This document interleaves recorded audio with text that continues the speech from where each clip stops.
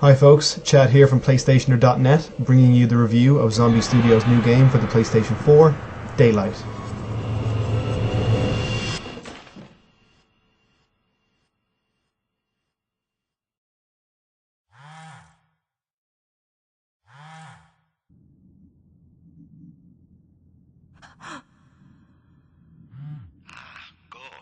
The game starts in an abandoned mental hospital, with the protagonist Sarah waking up with no idea where she is or what's going on. Luckily though, in order to help the player figure that out, the voice of an unknown man coming from an unknown source is there to help guide you on your path. One of the cool things about Daylight is that your field of vision is very limited. The only light source that you'll find throughout the game comes from your phone and any glow sticks or flares that you might find lying around. Conveniently though, for a place that's abandoned, there's an awful lot of glow sticks and flares floating about, so you don't have to worry about running out. The big thing for a game like Daylight is the atmosphere. If you can't lose yourself in that, then you're not going to be scared and the game's going to be wasted on you.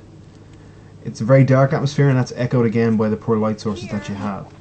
The aesthetics at first are great, but over time they become a bit repetitious.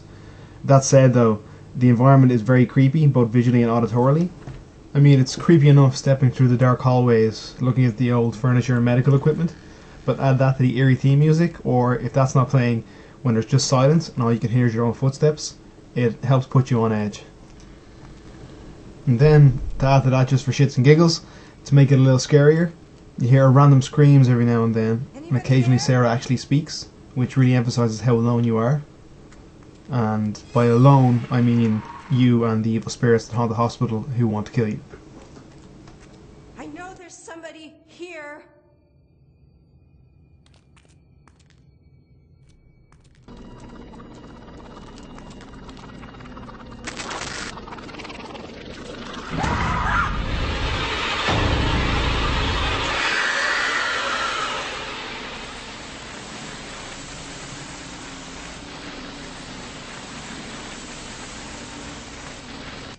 Hello?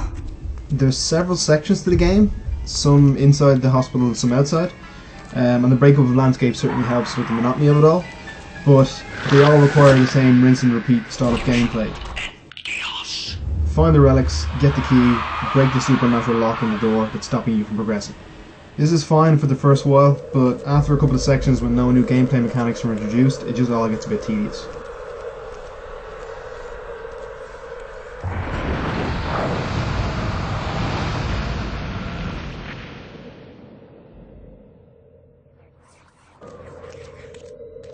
The relics though, they're pretty cool. They slowly reveal the backstory of the game as you progress, and a lot of them are really interesting and very well written. Some of them are really messed up, and I'm sure it takes a certain individual to write that who probably has issues. So my hat's off to the guys over at Zombie Studios for that. Some of them though are very filler content and just kind of generic horror writings that are less original, which is a bit of a shame. But for the most part, they're pretty interesting and very cool to read.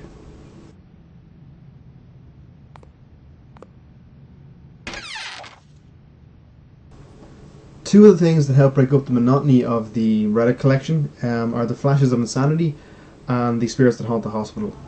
The flashes of insanity are moments throughout the game that happen randomly that last for a couple of seconds, and it's where you get like a random vision of a body in flames, or corpses hanging from a tree, just freaky stuff like that happen just long enough and randomly enough to keep the fear alive in you, which is a really nice touch.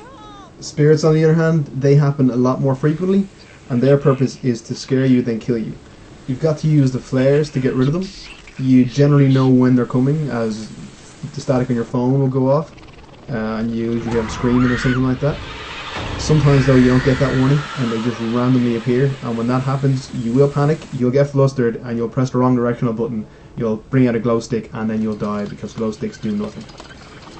After a while though, like everything else, nothing changes about the spirits, so you get pretty used to them.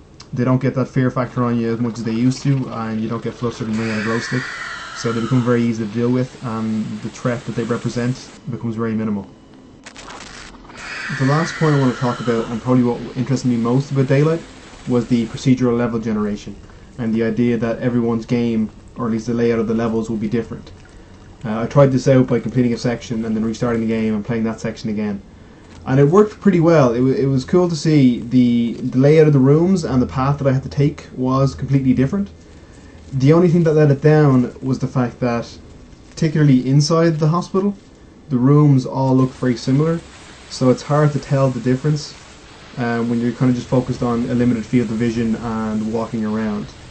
Outside it works a lot better when you're outside in the wooded areas or in the docklands. It's because the landscape is so open, it lends itself better, I think, to that procedural level generation, and it works really well in those areas. Overall, Daylight is really scary, and thinking back on certain parts still gives me chills, but repetition ultimately lets it down. So marks out of 100, I give it 70. Thanks for watching, and be sure to stick with PlayStation or .net for all your PlayStation goodness.